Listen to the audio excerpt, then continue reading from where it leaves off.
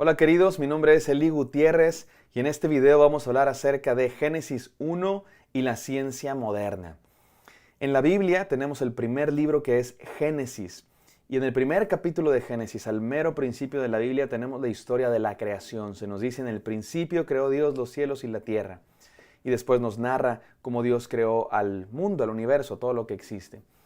Y por supuesto que cuando se escribió este libro, se escribió en una época que no había ciencia moderna como la conocemos ahora. Se le conoce a esta época, pues todo este periodo de la humanidad como una era precientífica. Y durante siglos y durante miles de años, los creyentes en Dios, judíos, cristianos, hemos leído este pasaje de la Biblia para encontrar cómo Dios creó la Biblia. Sin embargo, en los últimos 250 años más o menos, ha habido muchísimos avances científicos, avances tecnológicos. Hemos descubierto muchísimo del universo. Durante siglos, lo único que veíamos era estrellas en el cielo y ni siquiera sabíamos qué era eso. Pero desde hace algunos siglos hemos descubierto que nuestro planeta es parte de un sistema solar dentro de una galaxia que es un conjunto de millones de estrellas y que es solo una galaxia de las millones de galaxias que existen. Y muchos se preguntan, ¿cómo debemos entender el relato de Génesis 1 si ya sabemos que hay montones de galaxias y si ya sabemos que el universo es mucho más grande de lo que creíamos hace 200 años? Y en este video vamos a encontrar algunas respuestas a eso. Por supuesto que no voy a ser yo súper profundo en cada uno de los temas, esos serán motivo de otros videos, pero aquí vamos a hablar entonces de 4 teorías para relacionar Génesis 1 y la ciencia moderna. 4 teorías para entender cómo debemos interpretar, leer el relato de Génesis 1, estos los días de la creación, relacionados con la ciencia moderna. 4 teorías para hacerlo, ahí les va la primera. La primera es la teoría de la tierra joven. Hay quienes leen la Biblia de manera literalista, no solo de manera literal, sino de manera literalista, incluso cuando la Biblia no tiene la intención de ser literal. Y hay quienes ven en Génesis 1 una afirmación de que la Tierra tiene tan solo unos cuantos miles de años, unos 10,000 años. Esto es lo que se había creído por muchos años, que la Tierra tiene simplemente unos 10,000 años, y entonces lo que dice la ciencia moderna simplemente está equivocado. Esta es la primera teoría para entender la relación entre Génesis 1 y la ciencia moderna.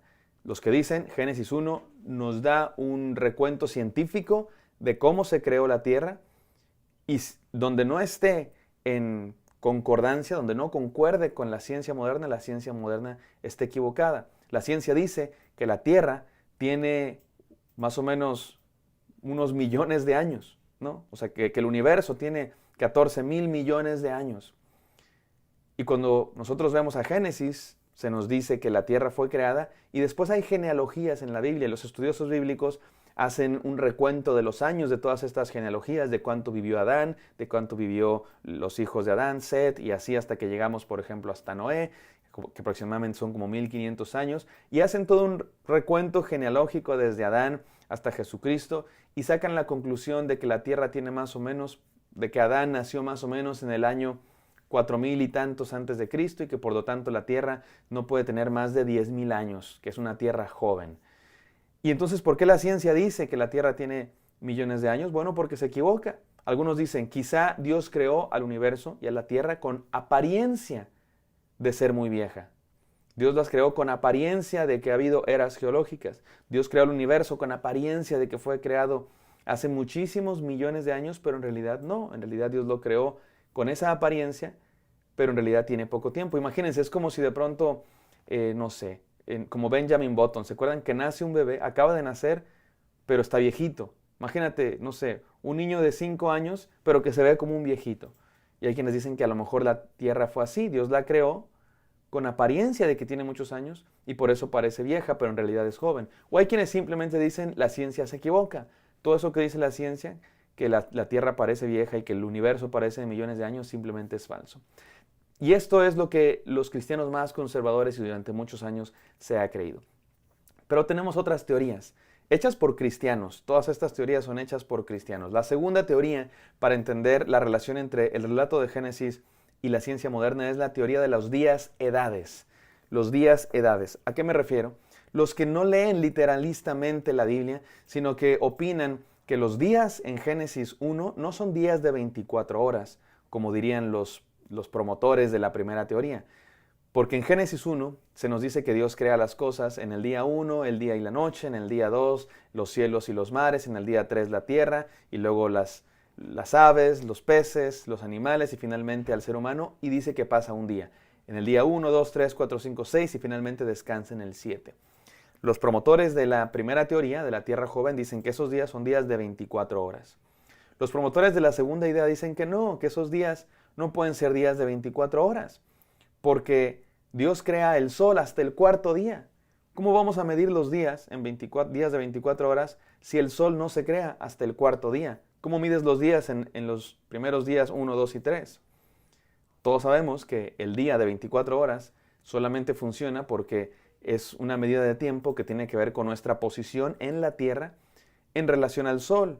Por el movimiento de rotación, la Tierra da una vuelta completa cada 24 horas, ni siquiera cada 24, ¿verdad? Cada 23.70 y algo, una cosa así. Y entonces los promotores de la segunda teoría dicen, no, estos no son días de 24 horas. Estos días que nos narra la Biblia son días que pueden durar 100 años, 1000 años, 1.000.000 de años. Por eso les llamamos días edades, porque cada uno de estos días puede ser una era geológica o una era de millones de años en términos del universo entero. La Biblia dice que para Dios un día es como 1000 años y 1000 años es como un día.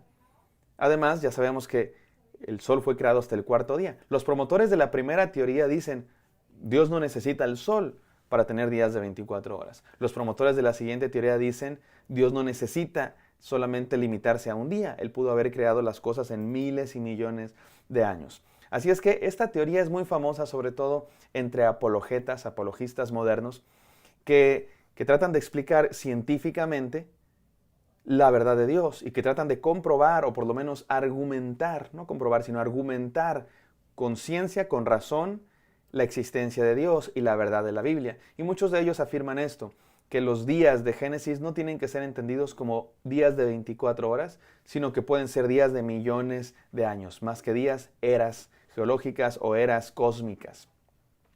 Y es una manera de entender esta relación entre la Biblia y la ciencia. Pero hay más teorías. La teoría número 3, la teoría que le vamos a llamar aquí la teoría de la restauración. En inglés se le conoce como The Gap Theory. Gap significa brecha o abismo. Y les voy a explicar por qué se llama así, pero les advierto. Esta teoría, la verdad es que está súper interesante y al mismo tiempo está bien loca, por decirlo, no se me ocurre otro adjetivo. ¿Por qué? Porque Génesis 1 dice, en el principio creó Dios los cielos y la tierra. Y ellos dicen que ahí hay un gap, hay una brecha, hay digamos que un espacio en el que la Biblia no nos cuenta exactamente lo que pasó. En el principio creó Dios los cielos y la tierra. Pasaron muchas cosas durante miles de años y luego se nos dice, y la tierra estaba desordenada y vacía. Los que creen en esta teoría dicen, si Dios acaba de crear la tierra, ¿por qué va a estar desordenada y vacía?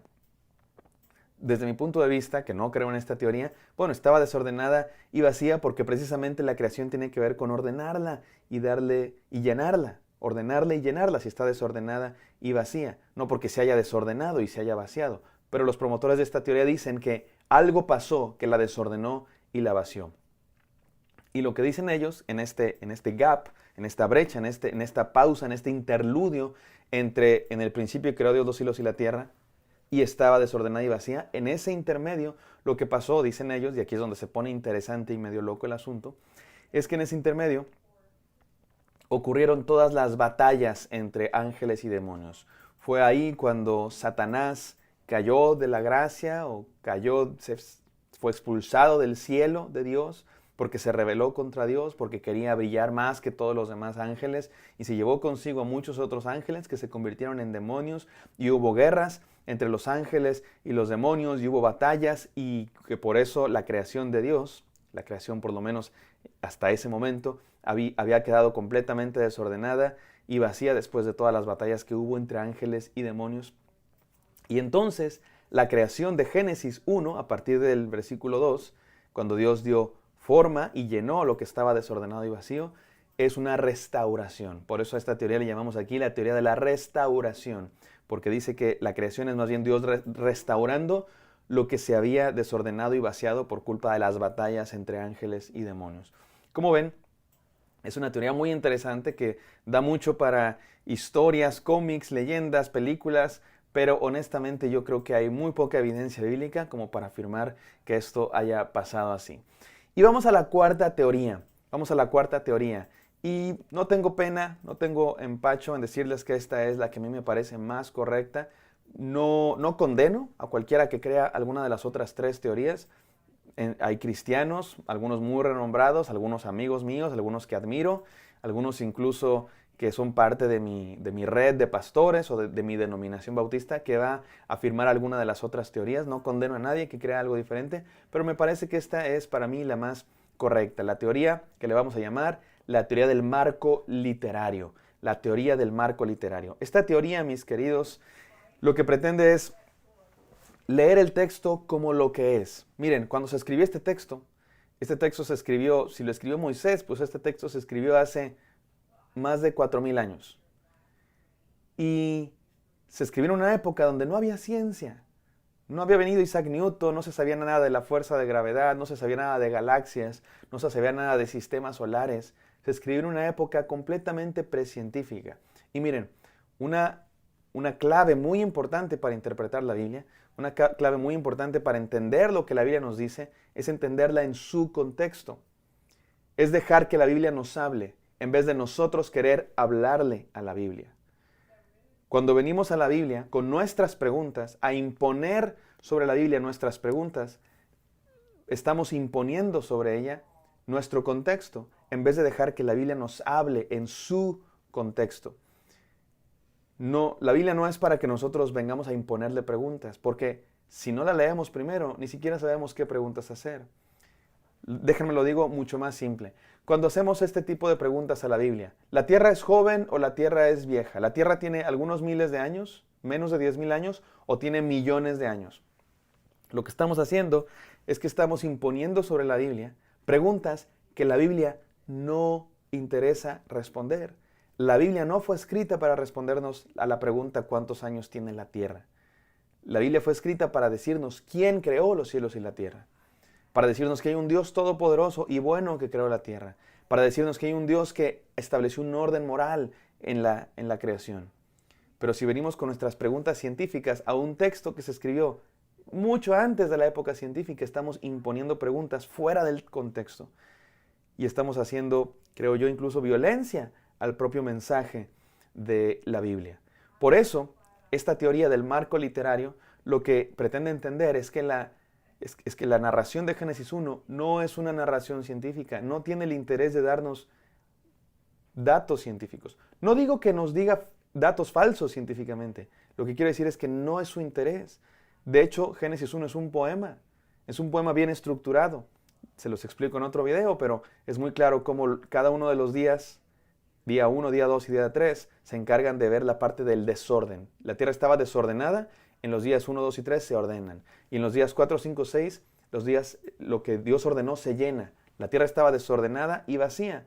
Y entonces este es un poema que explica eso muy simétricamente. A los hebreos les encanta la simetría. Su poesía es muy simétrica, así es como ellos hacían poesía.